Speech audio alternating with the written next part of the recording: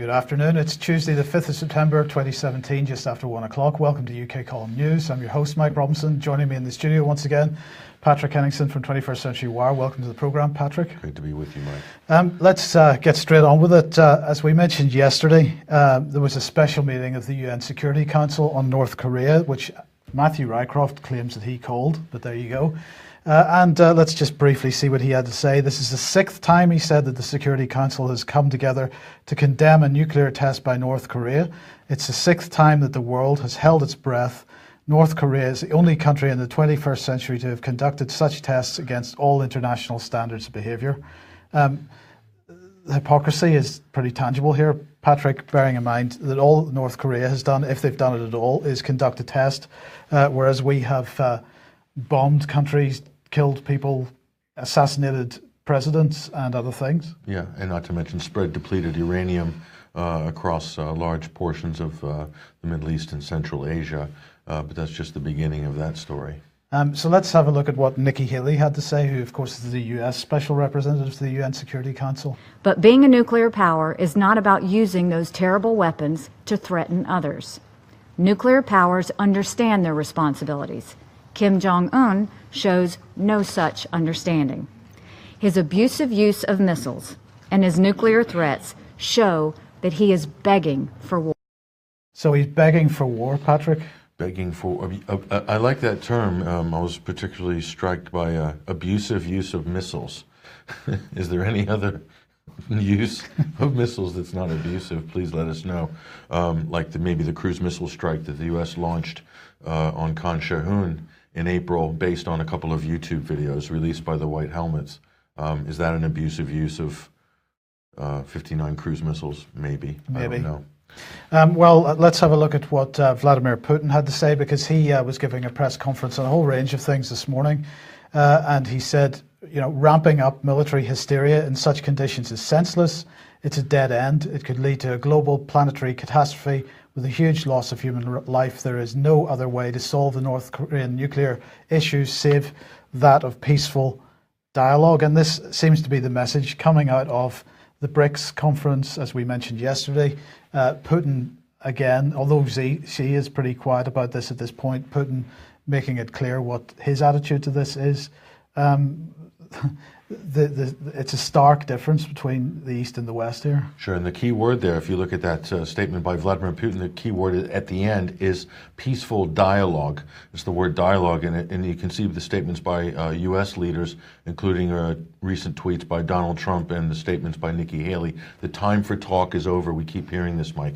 The time for talk is over. No more talk.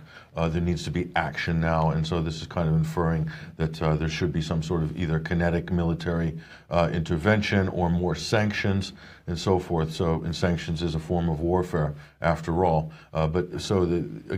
Russia is very consistent, Mike, wanting to go through the international community, through international systems, using international norms, using the UN as a forum for dialogue. This is something the U.S. has been resisting and undermining really for the last, I don't know how many years, really, since the Clinton administration forward. They've used the UN Security Council as a sort of a battering ram to sort of soften up potential regions for interventions, be it humanitarian or otherwise. Okay, well, the question is, what is the truth about North Korea? And maybe there is another story here. So I'm delighted today to welcome independent journalist and campaigner Eva Bartlett to the programme, who's just returned from a trip to North Korea. Welcome to the programme, Eva. Tell us a little bit about your trip, first of all, and how you ended up going there. Thank you very much, Mike, and hi, Patrick. A colleague, two colleagues, actually Vanessa Beeley was going to join us, but because she was in Syria when we finally were able to confirm plans, she wasn't able to go. But two others and I wanted to go to North Korea to hear a different version than what the corporate media has told us, to see for ourselves. So we did correspond with somebody who heads up a cultural committee in North Korea, in Pyongyang. And he arranged a week of different visits, cultural, educational, visits to schools, hospitals, and things that I frankly didn't expect. And we can get into that, and also down to the demilitarized zone in Panmunjom. And the idea for me, I went there totally wanting to learn. I knew very little, just the basics about North Korea. And so for me, it was a very educational trip. I've put up a number of photos and videos, but I have to say these are only a fraction of, because I was taking photos and videos like mad. Nobody was stopping me, I should note, from doing so. And so until now, because I've only recently just returned from China after North Korea, I've only put up just some of the photos, and I can see you have some going in the background there showing the city streets. Very clean, very impressive infrastructure. Things that I didn't know, which really surprised me, well, aside from the incredible and modern infrastructure, they're using green energy like solar energy and geothermal energy. This is a nation that after being bombed in the 50s by the US and South Korean forces, and destroying like almost all of Pyongyang and much of North Korea itself, was then slapped under sanctions, which made it very difficult for them to rebuild. And yet they've done so continuously under sanctions, continuously under threats by the U.S.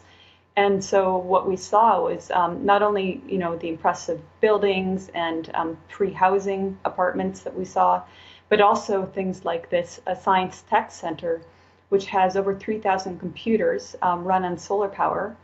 They have a green roof, and they have all sorts of wonderful high technology things that are open to the public. And they have a program for distant learning for people who live in the countryside or who are working. And if they complete this program, they can actually get a certificate, a diploma, just as though they'd gone to university. So, they have the free education, free healthcare, similar to Syria. Other things that surprised me were going to the Pyongyang Metro, which is, I believe it's over 100 meters down below ground. It was very busy. It's very cheap. I believe it's the equivalent of 5 US cents per ride. And it's stunning underground. The walls are marble. They have these incredible murals at different stations depicting different things. But the main thing was just how accessible it was to the people, how cheap it was, and quite good. I mean, the trains might be old, but still they're very functional.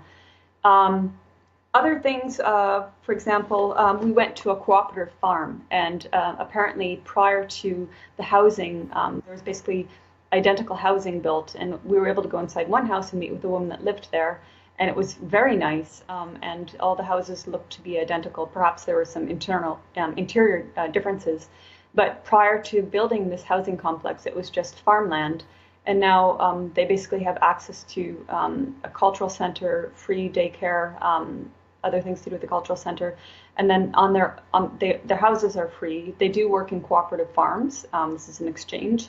They're not being worked as slave labor, and they grow food on their own plot of land, which they're allowed to keep. So, I mean, those were just some of the things. The things that I mentioned that surprised me were I didn't expect to see amusement parks in North Korea. And that might seem a trivial thing, but we went to one of them, and it was packed full of mostly children, but also adults standing in line to go on these rides, which were actually pretty impressive rides. I did go on a few of them. They're very impressive, and I know this isn't the main issue, but this is part of the infrastructure that is for the public. We're meant to believe that people are living in fear and wearing drab clothing and don't have access to technology and living in the dark. And in fact, they have access to all the things I've mentioned, and zoos and other public spaces that are very inexpensive. And I did talk with it through the aid of a translator, several children at the park and at the zoo as well, who had been there many times prior. At the zoo, we saw young children, school trips that were there, just like I'm sure many of us did when we were children, going to places on school trips.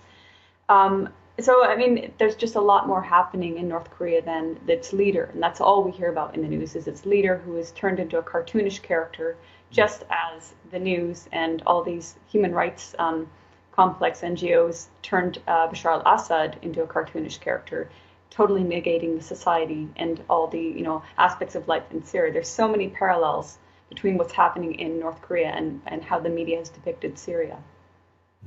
And thank you, Eva.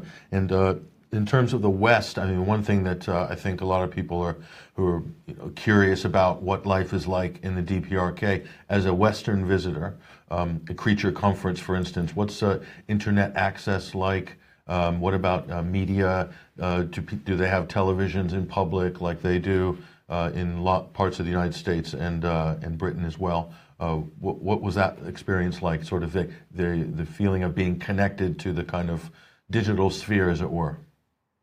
Well, I mean, it has to be said that they don't have internet access, but I don't think it's our position to judge them, bearing in mind all these things that I've mentioned, that North Korea has been in the target of the U.S. since the 50s and even prior.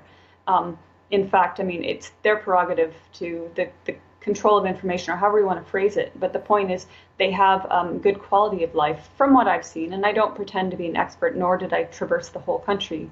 But we did leave Pyongyang. We traveled over 100 kilometers south. We saw the countryside and, good infrastructure in the countryside.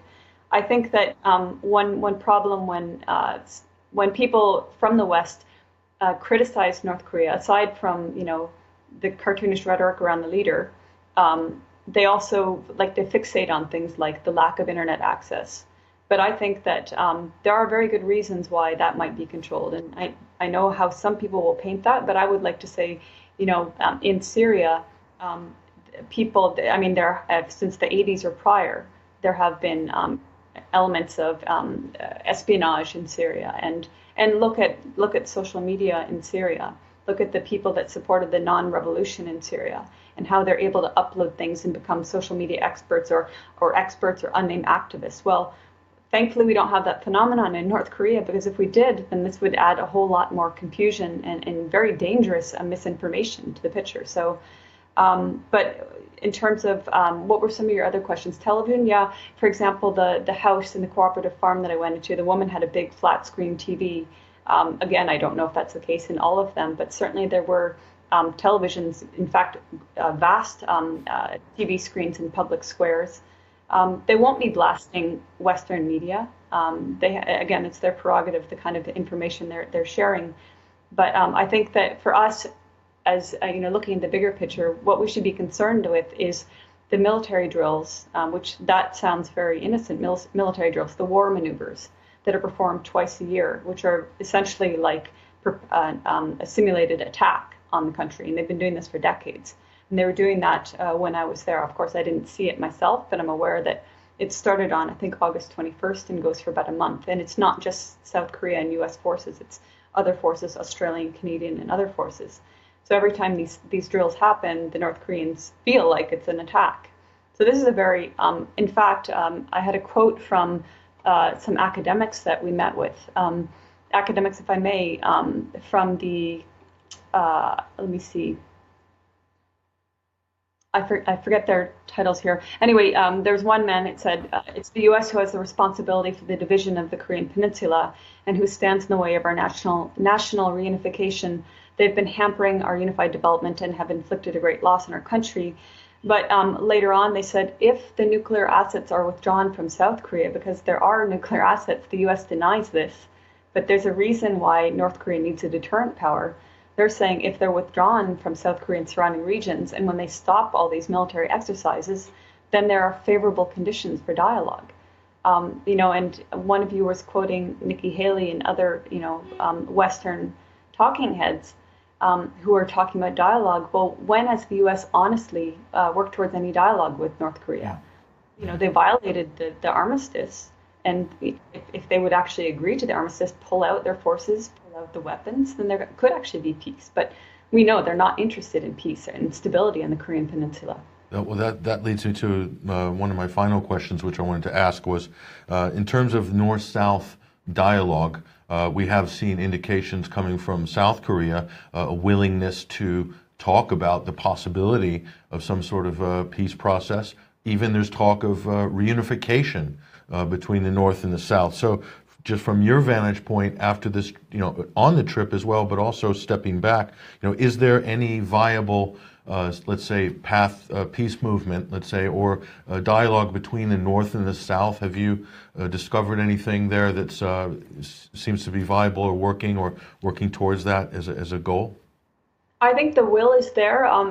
America is always the hindrance. I was told that in the 2000s, from maybe 2000, 2007, and I actually saw photos, I was told that there were meetings between North and South leaders.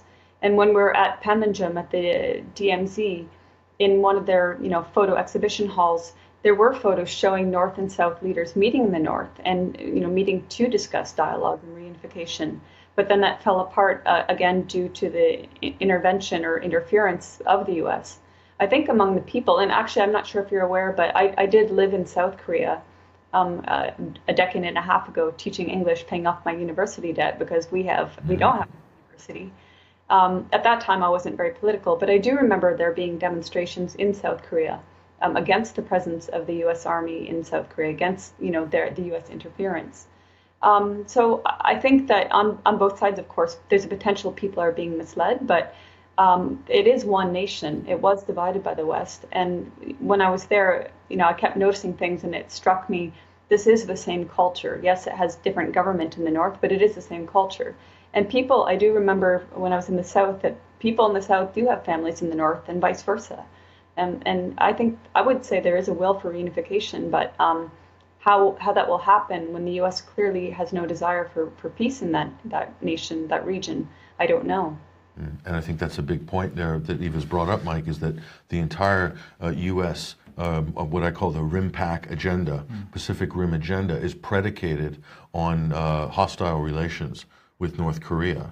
And this more or less in the post-World War II era is really justifying the U.S. assets in the Pacific Rim from Okinawa through the Philippines and all the way down towards the South China Sea, and New Zealand and Australia as well, big operations and presence there too. So this is all predicated at the moment on bad relations with North Korea. So is there any chance for peace between the North and the South when you have a force like that that's really sort of completely almost surrounding and suffocating the conversation? Absolutely. This is the question. Yeah. Okay. So let's just mention this article you posted yesterday in 21st Century Wire, Patrick. Trump springs the neocon trap again. North Korea's test is no act of war. Well, you wanted me to highlight this little meme here. Yeah. This is, I mean, Eva's alluded to some really, really good points here regarding the existence of nuclear weapons in the South.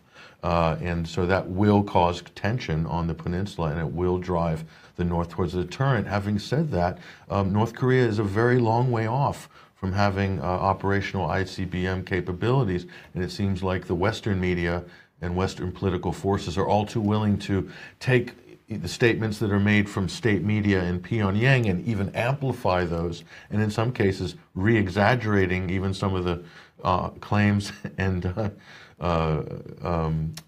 deeds being done in the North, so it's like it seems Washington's very happy to escalate the tension, voluntarily escalate the tension, and this is where we're at right now. I just want to throw that back to Eva. What are your comments on this situation?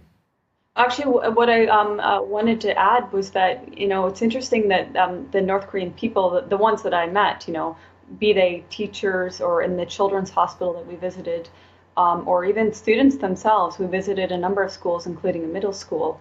And I found that people were very well informed. Obviously, they're going to be well informed about their own history and the history of U.S. interference. But the other thing was they were not cowed. They walked with dignity, and they basically said, we want peace.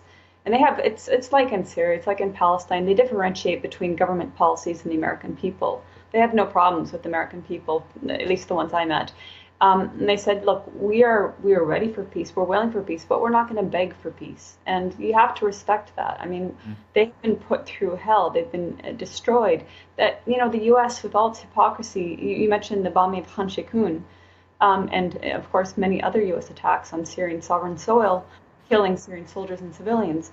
But when they bombed North Korea, they used chemical weapons. They used biological weapons. They destroyed the infrastructure.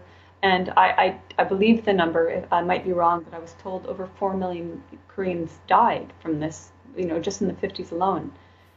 When we were at the DMC, we saw all sorts of photographic evidence of the U.S. violations of the ceasefire. And visiting a war museum, we actually saw this USS Pueblo spy boat that was captured by the North Koreans. And the U.S., of course, denied espionage, but then the crew on board said, no, we did. And I make this point because at the time that the crew did say, no, we are working for intelligence, the then president, whose name eludes me, was saying, they were lambasting North Korea just like today, and they were saying this is all North Korea's fault, provocations. Well, in fact, no, they were in North Korean waters and they were spying, and this is one of many incidents. So again, the will is, from what I've seen, there from the North Korean people, but not from America. Mm-hmm. Yeah. Okay, thank you very much, Eva. Now, I just want to get your comments on this story, because Reuters today has launched a new grant program to develop what they describe as the next generation of photojournalists. So this week, the Visa pour l'Image International Festival is taking place in Perpignan, France. And so they're offering 8 $5,000 grants for passionate photojournalists or photojournalism students who are interested in working on photo assignments and projects to advance their abilities to tell news stories. And it just occurred to me, Patrick, that perhaps some of those $5,000 winners might be taking photographs like this in the future. This is Omran, of course, and of course the Omran photograph won the Getty Year in Focus Award last year. And as Vanessa Beeley pointed out on 21st Century Wire after that award was given, of course, the issue of the nature of that photograph was brought up with Getty personnel on the media show on the BBC. And Steve Hewlett, who was hosting the media show at that time, said, this picture raised some questions about context. The thing about a single snapshot images, quite often there are questions of context, whereas with TV you see what happens before and after. I have a vague recollection of seeing the ambulance door open and the boy being put into the seat. I don't know if the paramedics were kept away while the photographers had their chance. So there was an element of staging. So if it was posed, Bet, he was talking to a lady called Bet, is there anything about this picture you think is worth questioning? And the response from Bet Lynch from Getty was as follows: no, I don't. I think it comes back to the truthfulness of imagery and where the images are sourced from, and that they're a reliable photojournalist. So she doesn't care, Getty doesn't care that this photograph was posed. And Eva, I just wanted to get your thoughts on this, because Reuters about to sponsor a new tranche of photojournalists. There's a definite urge for photojournalists and journalists these days to follow the narrative that they're told to follow. Follow the money. And follow the money. And so what are your thoughts on this? Yeah, I mean, aside from the fact that was a staged photo in the sense that it implies the boy's injuries were far greater than they were, and also that we saw video footage showing that the boy was sat in the ambulance for a long period while they were taking photos instead of attending to his what seemed to be a serious head wound. The father did not grant permission. The boy was snatched from him as he was rescuing the rest of his family. From what we later learned, especially thanks to Vanessa Beeley's latest article on Russia Today, what we later learned was almost certainly a moderate rebel attack on that home, on that area. As the father was rescuing the rest of his family, Omran was taken, because I met the father and Omran in June this year. Omran was taken, that photo was taken, and later they tried to get more photos, and the father refused to have his boy exploited any further. And he made an interesting point. I asked him, okay, so what do you think about the guy? And I'm sure people are aware who the photographer was that received this award. It was Mahmoud Raslan, and he was a man that is quite close with the Nuruddin al-Zinki so-called rebels that beheaded Abdullah Issa, the Palestinian child, in 2016. And so this is your photographer. In one of the corporate media interviews with Raslan, he said, I'm quoting from an article I wrote, Raslan said, I'm not going to quote, that's the Dakhnish. Anyway, Raslan cried. He said when he looked at Omran, he cried for the suffering of children. But he wasn't really crying when Abdullah Issa was savagely beheaded. And this is the person that took the photograph. The photograph was used to exploit the boy, to demonize Syria and Russia, and the context was completely left out. It was total propaganda. And this has happened in Madaya as well, and all over Syria. And clearly, I mean, the response that you read from the Reuters or whomever, they don't care about the context. They don't care about the fact. The photographer is perhaps a terrorist himself. It is, in the end, a way to manipulate people's perception of what's happening in Syria, to the detriment of the people of Syria. Eva, thank you very much for joining us. Now, you did mention Vanessa's article, so we'll mention it again here. The headline from RT is "The Other Omran Aleppo Civilians Expose MSM Lies and Child Exploitation," and I strongly recommend that everybody goes and reads that. That's Vanessa's photograph there on the front, Patrick, and that's a very different view of Omran than we've seen in the past. It is indeed. It is indeed. Right. So, Eva, just want to say thank you very much for joining us. We're going to move on now, but thanks again, and we will be in touch. Thank you both. Thanks. Okay, let's move on, Patrick, to Deir ez-Zor. And, the first Syrian tank, according to Fares Shahabi, arrives in now liberated Brigade 137, and 4-year-old ISIS siege of Deir ez-Zor is officially over. God bless Syria, is what the tweet says. This, of course, as we mentioned yesterday, the subject that the Western media doesn't want really getting any exposure, which possibly one reason why they're ramping up North Korea in the way that they are. Absolutely. So this is the culmination. And I said this on the show yesterday, and I also said this on another network a couple of days ago. People can't underestimate the importance of the strategic value of Deir ez-Zor.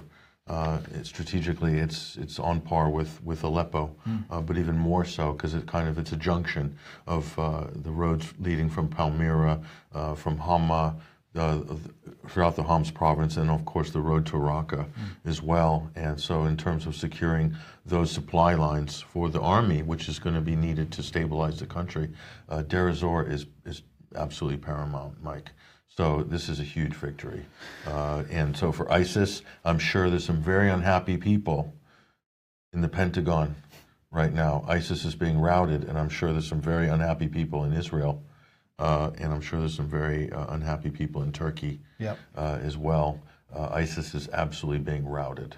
And if there's no ISIS in Syria, Mike, there is no reason for the U.S. to be in Syria or over Syria, according to their own statements. So this is the problem. Absolutely. This is the problem. Now, the other thing we mentioned yesterday was that the White Helmets have won the Tipperary Peace Prize. Now, the response apparently has been quite good, and lots of people phoning up, emailing, and so on, expressing their disgust at this decision. So the Nationalist has had to come out and, with this headline, White Helmets Tipperary Peace Prize giving ceremony to go ahead despite protests. So let's keep the pressure on, because these people do not deserve this Peace Prize. And it's interesting, Vanessa forwarded us an interview that RTE did, which is the national broadcaster in Ireland, with the organisers of this Tipperary Peace Prize. And there was quite a lot of swerving there were no answers given, quite a lot of swerving of questions, and so really they're not feeling terribly comfortable. So I think if the pressure's kept up on this, we might see some movement. Yeah, I know. According to the organizer of the Tipperary Peace Conference, Mike, and the award, he claims that any of these stories about the White Helmets are conspiracy theories. I quote, this is the words he used, and they're being directed by the Russian government and also the Assad media. There's nothing else to say, is there? So this is the organizer of the Tipperary Peace Conference saying this on a national broadcaster, Mike. You really have to question this person's credibility, and if they're really in really in the business of peace, world peace, or are they in the business of political deflections and bolstering brands that are financed and backed by some of those powerful war interests on the planet, like the White Helmets. He was boasting about their funding. He said they had verifiable international funding from Mayday Rescue in Netherlands. He didn't mention that they're funded by the U.S. State Department, the British Foreign Office, NATO member states, and a number of other shady sources of funding as well. Yeah. Didn't mention any of that. So the very people who are invested in spending billions of dollars arming terrorists in Syria, I send that right back to the Tipperary Peace Conference, and I want you to think about that. And what does that mean in terms of this White Helmets conversation? Okay, let's move on to Bell Pottinger. The CEO has quit. according to this headline, amid Gupta scandal. So what's Bell Pottinger up to? First of all, who are they? Bell Pottinger is one of the biggest, most powerful public relation firms on the planet, Mike. London-based. London-based. In terms of players in the PR business, there are no bigger players than firms like Bell Pottinger. Their client lists span everything across the globe, from corporations to despotic regimes to the Pentagon. They shot to fame recently. I don't know if you have that slide or not, but we can talk about that in a minute. But Pentagon paid Bell Pottinger $500 million to create fake terrorist videos on behalf of the Pentagon in Iraq, and among other things, but also to manage media placements. And so this is who this firm is, Mike, very well connected. Yes. Very well connected. So they've been caught up in this scandal. So essentially what you have here with the Gupta scandal, and I encourage people to go look closely at this because it is very revealing. You have a major PR firm, which is being paid by a private company to do political work and really to incite racial division in South Africa post-apartheid. So this is incredible, Mike. This is what this firm doing. So who knows? Do they have Blood Diamond work on their client portfolio? I don't know. What else does Bell Pottinger do? We want to find out. Are they managing the White Helmets media campaigns? You know, it'd be very interesting to look at the totality of activity that this firm is involved in. But this scandal is incredible, Mike. Yeah. Well, okay. Moving on then. The lunatics are back in the asylum today. Patrick, with Parliament resuming following the summer break. And of course, that puts Brexit front and centre. Well, David Davis is going to give a briefing on progress so far, apparently. But George Galloway has highlighted the fact that Tony Blair has been schmoozing, snogging, whatever else he's been up to. Looks like they're snogging there. Yes, with Jean-Claude Juncker. And Galloway's language, pretty strong. He says, what is he doing, kissing Juncker in Europe and negotiating as to how he and his fifth column could wreck the decision by 17.4 million people just last year to leave the EU? I despise and loathe Tony Blair, but I have to say he's now moving into openly treasonous territory. This fifth columnist is operating as an agent of foreign powers in a matter of great moment to the future of every person in this island. It's about time someone called this out. Well, he seems to have called it out pretty strongly. In the meantime, Juncker himself has said that the British people made a stupid decision. That was his word, a stupid decision. The 17.4 million stupid people in this country, according to him, it seems. And he said, don't worry, though. It's absolutely possible from a legal standpoint for the UK to reverse its decision to leave. And this fits in, Patrick, nicely with what we were listening to on Radio 4 this morning with Vince Cable saying that he's determined to hold a second referendum, and the Radio 4 commentator saying, well, you're not talking about a second referendum, are you? And he said, well, it's a second referendum based on a different question. Yeah, he said it's a second question with a different background. Yeah, basically, or it's the same as the first, but with a slightly different background. The spin is just unbelievable, Mike. And in terms of this Brexit conversation, you're going to see the spin getting even more complex. It's going to be even more cloudy and more difficult for members of the public to figure out what is actually being said. Meanwhile, the agenda has not changed in the background one bit. We are no closer to leaving Europe than we were in fact, a year and a half ago. Further away, because as I say, the lunatics are back in the asylum, and of course what is being used next is a split within the Labour Party, because one Keir Starmer saying one thing, the rest of the Labour Party saying the other thing. The Labour Party now basically saying that they'd probably prefer to stay in the European single market, and they probably prefer to stay in the customs union, and so they're going to probably vote against the Great Repeal Bill, which of course doesn't repeal very much at all, which goes to another vote on Thursday. So we'll keep an eye on that. The Liberal Democrats, SNP, of course, they are intending to vote against because they don't want to be outside Europe at all. No, committed Europhiles, the Liberal Democrat Party, absolutely, to the hilt.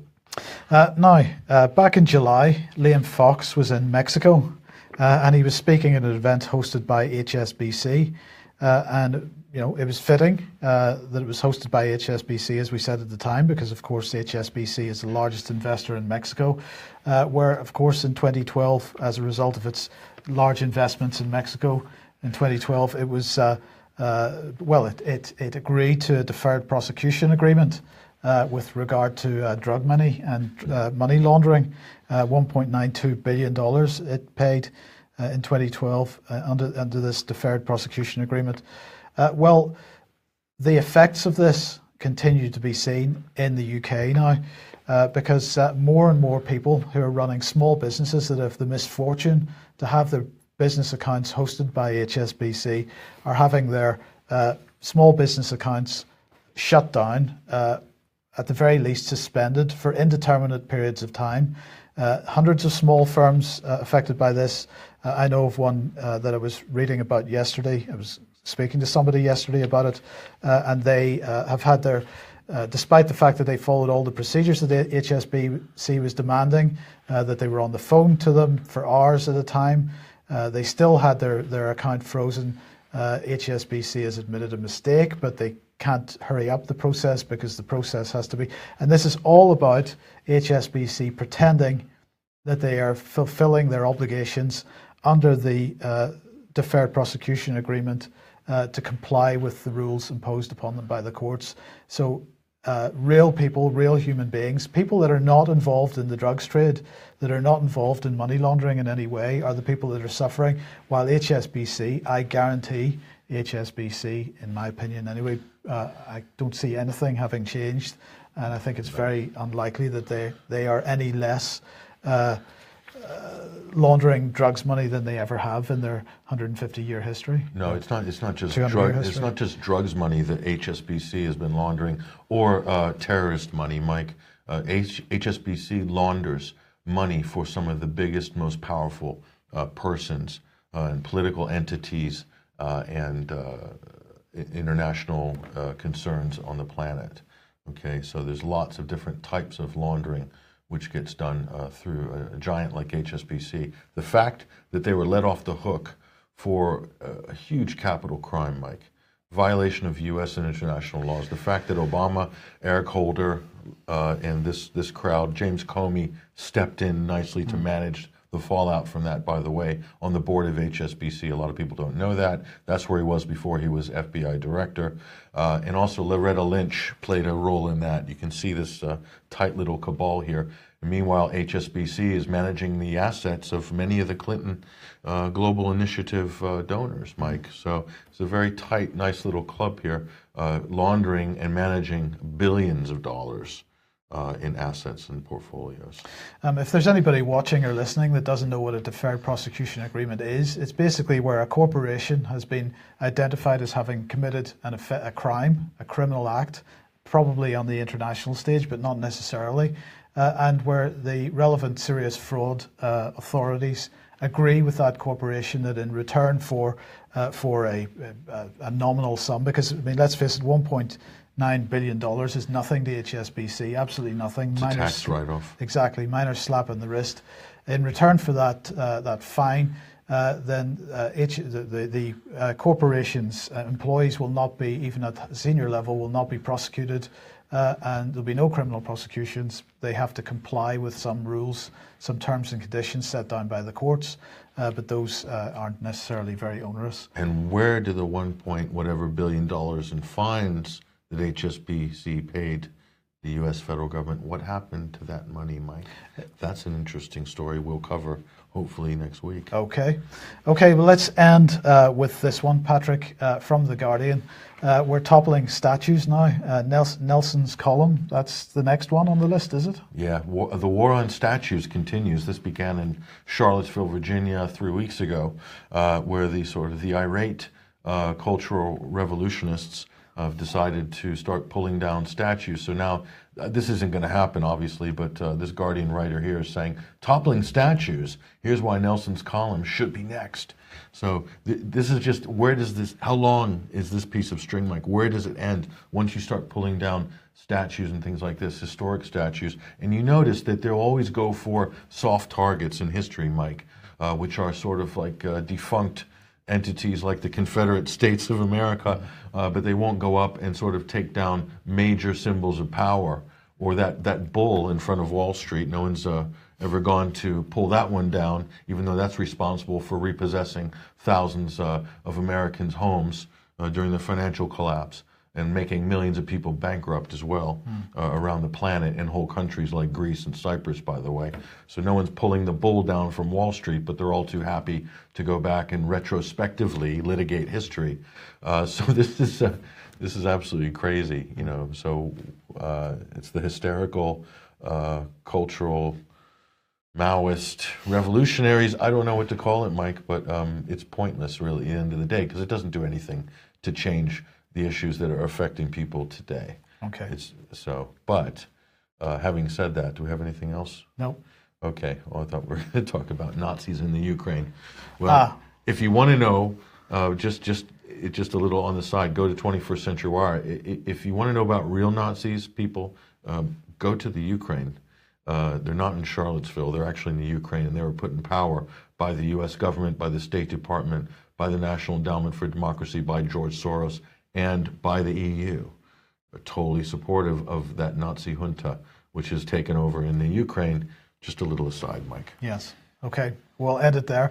Thank you very much, Patrick, for joining us once again. Thank you very much to Eva Bartlett for joining us, and thank you for joining us. We'll be back at the same time tomorrow, 1 p.m., when I'll be joined by Alex Thompson. We'll see you then. Bye-bye.